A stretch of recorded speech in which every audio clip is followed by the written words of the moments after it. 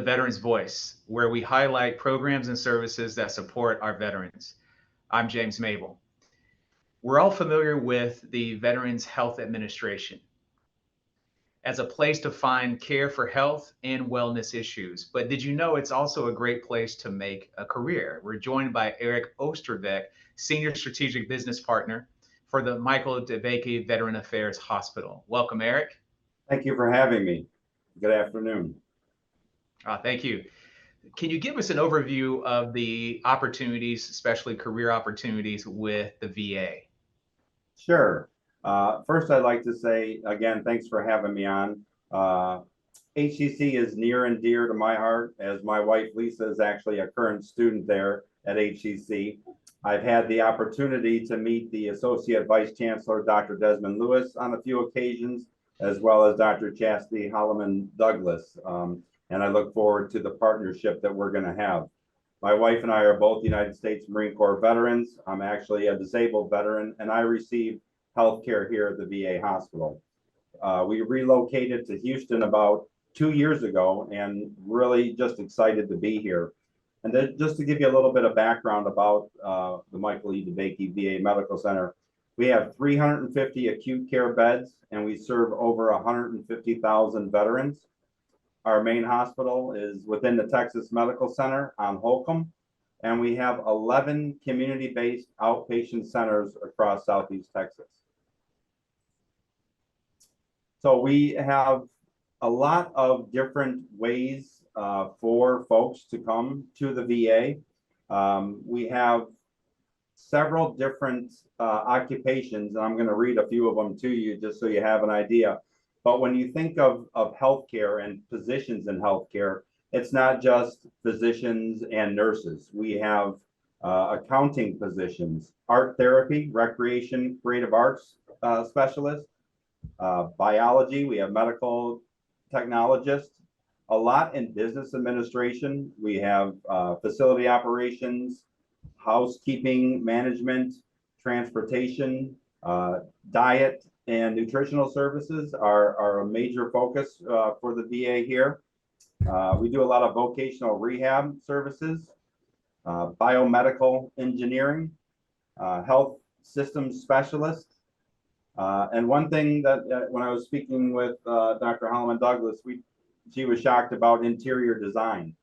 We are forever expanding here at the Michael E. DeBakey VA Medical Center. We have an enormous campus. And I do invite everybody to come and take a drive through because it's just amazing to me. But interior design was one of them. A lot with the medical records administration, as well as administrative offices, budget, equal employment opportunity. I said finance, human resources management, and I'll talk a little bit about some of the ways to get into that. Inventory management and logistics, and public affairs. So those are just some of the occupations that we have here. And you have quite, and I appreciate you just giving that overview of the plethora of opportunities. I think many of us think about the VA obviously serving veterans, that those who need assistance with medical care, and you just provided an overview for them to understand that there are many, many different career pathways there. For job seekers and specifically for students and graduates. Can you tell us about special programs you may have for those populations? Sure, absolutely. One thing I do want to say is when you walk into any VA medical center, you'll read on the wall, to care for him who shall have borne the battle and for his widow and his orphan. And that's actually a quote from President Abraham Lincoln from his second inaugural address on March 4th, 1865. And that's really kind of the motto that we symbolize here. And that's what we do, to help serve and provide world-class health care to all veterans. So some of the programs, and I'm glad that you asked, that we have are the HR STAR program. So it's an HR specialist training and accelerated readiness program. And that's specifically designed for human resources and how folks can get into human resources. That's a path to that. We also have an internship program, and that's for current students And so that's a way in for folks. And we also have recent graduates program, and that provides developmental experiences in the federal government. And then the last program that we have is the Presidential Management Fellows Program. So that's for folks that have an advanced degree, either a master's or a professional degree, and that is another way for them to join the VHA. Excellent. So for those seriously considering working at the VA, one of the questions people may ask is like, what are the benefits, getting the job, and then what are some of the additional perks? Can you kind of share some of those with us? Well, there is so many different benefits that we have here. Some of the things that we have are the ones that people want to know first. So I'll give you those. So we're a federal entity, right? So we have 11 federal holidays that are paid. Employees accrue annual leave for vacation time, and they also accrue sick time for sick leave. And we also have paid parental leave up to 12 weeks. So I actually have one of my own employees whose wife just gave birth, and he is on 12 weeks of paid parental leave. So those are some of the initial ones that people always really want to know about for that. But we have a myriad of different types of compensation. We have competitive salaries. One thing that I learned and that I was unaware of when I moved from Detroit down to Houston is just how large the Texas Medical Center is and what it really entails. So from where I came from, there was just a few major conglomerates of hospitals, of specialty program institutions. And, the Texas Medical Center is just phenomenal with the likes of the other entities that are here. But what we do is we have stiff competition, right? So we need to have competitive salaries. We do regular increases for pay. We have incentive award programs. We have a national child care program for our employees. We have a transit benefit program. And for all of you, I had no idea what traffic was until I moved to Houston. So we have that program. Obviously, Social Security is paid into. We have the employee assistance program. So if somebody needs to has an issue going on and they need to speak to some type of counselor services, we afford that to our employees. We have the flexible spending account programs, obviously life insurance. We have our own 401k system called the Thrift Savings Plan. And then we have our federal employee retirement system. So also, there's always a lot of competition here in the Texas Medical Center. We have recruitment and retention bonuses. We have workplace flexibilities or alternative work arrangements. We have folks that get to work from home or telework, and we give credit for military service. So those who have served, that they can buy back that time, and that just adds for when they go to retire. All those years that they served, they get to use those. And again, we have performance and recognition award programs. And additionally, we have the student loan repayment program, and we also have an education debt relief program. So certain occupations, think of physicians, nurses, psychologists, they go to school for a long time. They do rack up that debt from education. And with the education debt relief program, if their occupation is one that's on our listing, they can have that to help offset those educational costs. And Eric, I appreciate the thoroughness regarding the benefits. You've convinced many people here of why they should consider working at the VA and thinking not just about the position, but obviously the benefits that are accompanying that position. Thank you again for your time and sharing why our recent graduates and students should think about working at the VA. And thank you and your wife for your service. Oh, thank you. After the break, we discover where Harris County veterans can find the help that they need.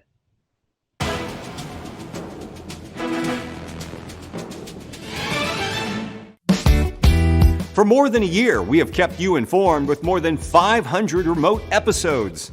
But now we're back, bigger and better with more news, and more guests. Join us live every weekday at 10 a.m. on Facebook and YouTube, and on HCC TV at noon and 5 p.m. You can watch from anywhere. We go where you go.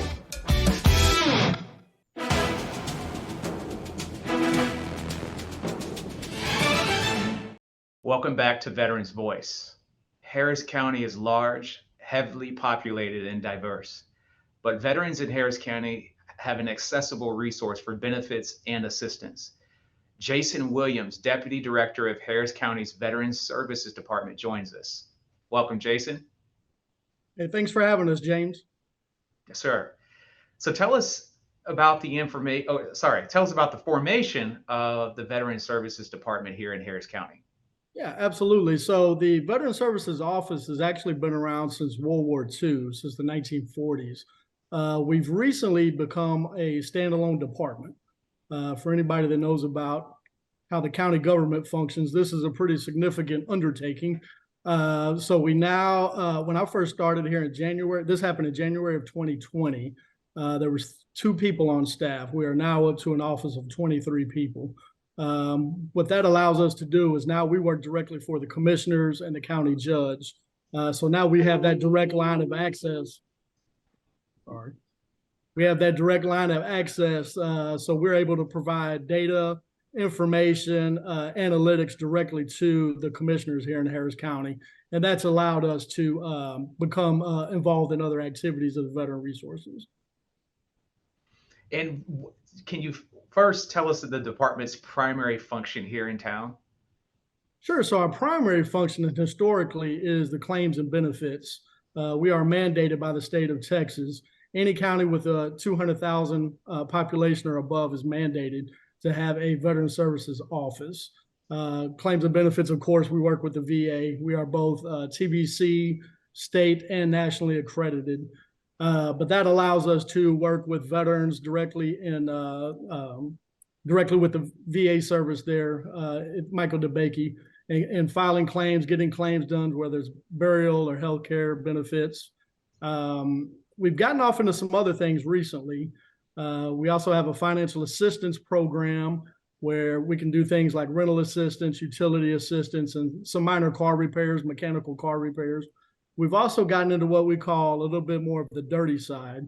That is your justice-involved veterans, homeless veterans, substance abuse veterans, and I would say most importantly, suicide.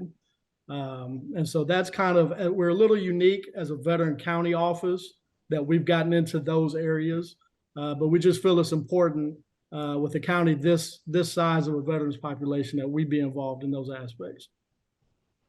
And your department follows the FASTER model. Can you share with us what the FASTER model entails? Yeah, absolutely. So it's an acronym, military, go figure. So we got find, assess, stabilize, treat, reassess, and reintegrate. Find is the first thing. The director who came up with this model, he was a F-16 fighter pilot. So it's kind of based on the search and rescue doctrine. If we can't find a veteran who's struggling, none of this other stuff's going to happen. So the most important and the first thing there is to go find them.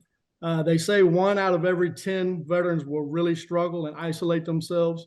And a county this large, that's about 10 to 12,000 veterans out there just in Harris County who are really struggling and isolating. That brings in a plethora of other issues, like I mentioned earlier, the substance abuse, the suicidal thoughts and things like that. So what we do is we formulate this FASTER model on the kind of eyes and ears in the community, right? So the Sheriff's Department, HPD, Rick's team, we as an office can't be everywhere all the time. So we work with the mobile crisis outreach teams, the Harris County Sheriff's Department. Those guys are out in the community every day. A lot of times they often come across a veteran 2 or 3 times before they're actually maybe arrested and sent to jail. So they already kind of know there's an issue going on. We've become probably their #1 ally. 99% of the time when they come across a veteran, they're going to give us a call and get us involved in that situation. So of course, find is part of it. Assess, what are those needs? Do they need housing? Do they need substance abuse? Do they need food? Do they, all these kinds of things. And then the stabilize, a lot of times if our veterans are on substances and things like this, the first thing we need to do is detox them, find a place for them to go while they detox. And then it's all about that follow-up. What's the plan? What are we going to do at that point? And that's really where we've kind of got our tentacles intergrained over the last year or so. The treat, of course, we're not necessarily a treatment facility, but we will get them to a treatment facility. And the primary thing we do is stay in the loop.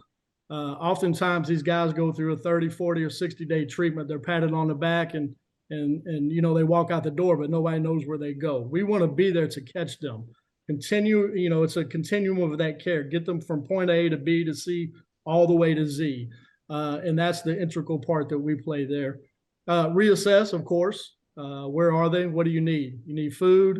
You need a place to live? Do you need housing? Are you looking for faith-based facilities? I mean, whatever that is. And then the reintegrate, we believe it's important to get them back into a kind of a veteran structure or with other veteran organizations. Veterans tend to hold other veterans accountable. And that's really kind of what this piece is about. Just kind of that follow-up, that brotherhood. Whether you're a veteran who couldn't wait to get out of service after your 4 years, often a couple of years after that, we always hear, I miss the camaraderie. I mean, that's the number one thing I hear, regardless of how your service went. So that last R, that reintegration, that's a pretty important piece, because if not, and they don't have that, oftentimes they'll slide all the way back down to the beginning. We got to go find them again. So that's kind of what the model is in a nutshell. I could go on for an hour about that, but that's the quick diagnosis. Well, thank you so much for sharing about the FASTER model. And speaking of that model, veteran suicide rates are a very serious issue in our society. So can you share with us about the SSG Fox Federal VA Suicide Grant and how that assists with this issue, mitigating this issue? Yeah, absolutely, James. I thank you for asking that. Here in Harris County, we lose a veteran to suicide about every 5 to 6 days. If you include overdose, about every 4 days. So that's a pretty significant problem. I think the VA recognizes that. I think the grant was all about getting involved with the local communities, getting the local community involved. And one thing specifically interesting about this grant is it allows us to work with the more rural counties that touch Harris County. So we are working not only in Harris County, but also with the 7 counties that touch Harris County. And we've also included Walker and Jefferson County in that as well. So I have a team of designated people who work under this grant. It's kind of twofold. I got a couple of guys that run out and they just try to make connections in these other counties. As we know, rural counties are a little bit different than the urban sprawl of Houston. So it's all about getting those centers of influence. Where can we reach the most people at one time? And also let everybody know what we can do under this grant. Again, it's mostly focused on crisis intervention, things that are stressors that could lead to the thoughts of suicide. So, I mean, that could be substance abuse. That could be being incarcerated. That includes losing your family and kids, maybe because of your issues. Those are all things that we kind of call the death spiral, spiraling out of control. It may start at one point, and you end up hitting rock bottom, really. One thing we notice in our offices, oftentimes people come in for one thing, but as you start having a conversation with the veteran and peeling back those layers of onions, you find out there's really some other issues going on that really need to be addressed to get to the core issue. And that's mostly what this team is about. Yes, sir. Jason, thank you very much for sharing about the services you provide to veterans here. And I know we didn't have time to talk about the criminal justice program specifically. We will have you back on the show to talk about that in a future episode. Absolutely, James. I look forward to it because that's very important. Thank you. Thank you very much, Jason. After the break, we remember 9/11.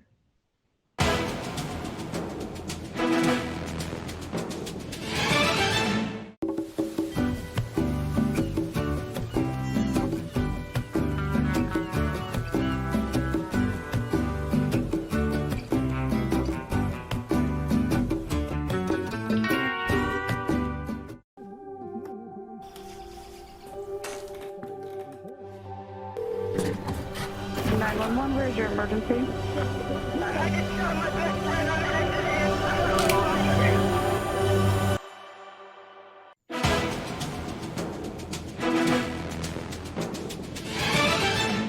Welcome back to Veterans Voice. We are recording this show on September 11th, a date that holds a lot of meaning for veterans and first responders. We're joined by Captain Richard Ponce, a Marine veteran and chaplain for the Houston Fire Department. Welcome to the show, Captain Ponce.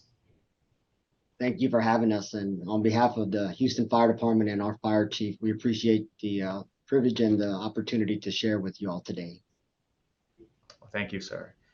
How has 9/11 impacted the fire service in general? Well, I think you can just look at all of the things that have put in place today that have changed tremendously, from just the way that we travel, in the air, on the ground. But most importantly, within the fire service, I think that it's impacted in general in the camaraderie and the brotherhood and the sisterhood that so many people are pushing towards today. Even though it was 22 years ago, and there may be some people that are barely getting into the fire service or have been in the fire service, maybe remember what happened, but are still impacted by it because they have family members or they served in the military before. So I think in general, it's really impacted people in the fire service to kind of keep that at the forefront of why we do what we do, which is for service. Excellent. And can you share with us the role of a chaplain in fire service? Yeah, so I have the privilege of working on a team, and just to give you some context of the Houston Fire Department specifically, so we have approximately 94 active fire stations. We cover over 650 square miles. We roughly have 3,600 active members, over 2,000 retired members, and approximately 120 civilian members assigned to the Houston Fire Department. On any given day, there are approximately 830 firefighters that are working in and around the community of Houston. And so as I go throughout my day, I really hold to my model of connecting with, caring for, and coming alongside them. Really in every situation. I partner with Jason over in Harris County. We have a close relationship with the Mayor's Office of Military and Veterans Affairs. Dr. LaShondra Jones over there has impacted our Houston Fire Department tremendously. And I think it just goes back to the resources and being that link as a chaplain for whatever that member is in need of. No different than being in the Marine Corps. We adapt and we overcome to every situation, no matter what it is, whether it's something that may seem small to me or small in the grand scheme of things. It may be huge for that person to just have a listening ear. And so that's kind of how I guide and direct my daily operations. And of course, your role is so instrumental in supporting firefighters, and what they do is a very difficult job. And there are invisible traumatic injuries that firefighters experience. And can you share with us how they cope with it and how you assist them with coping with those invisible traumatic injuries? By all means, and thank you for the question. I think it's one of the most important things that most of us don't necessarily recognize at first glance. As firefighters, similarly to the military, we put on the uniform, we put on the gear, and we're expected to do a job, But what comes with that is when we take that uniform off at the end of the day, whether it be a long deployment or like the Houston Fire Department, when we're off shift, we never really get off doing our duty. We are firefighters 24 hours a day, 7 days a week.